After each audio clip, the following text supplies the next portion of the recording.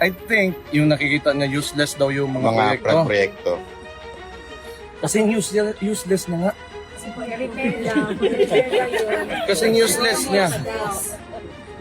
Maging useless talaga yan because wala kang directive eh. Dapat simula pa lang ng termino niya, we should have said and instructed everybody, umayos kayo.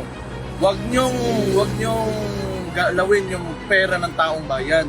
Kasi yan, tayo lahat, magbabayad ng buwis, lalagay dyan, gagawing infrastruktura, kailangan maayos, walang masisira dyan. Ano ang unang ginawa niya? Dinismantle niya yung PACC. Yan yung watchdog ng corruption. Oh.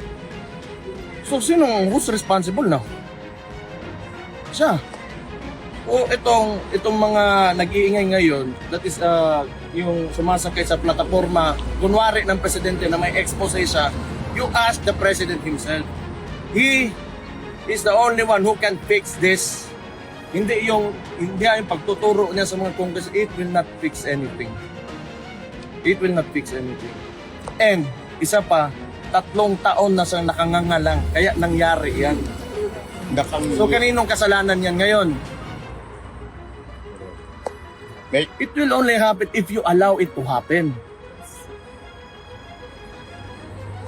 Ngayon lang na ganun na, tapos wala yung tawanan ng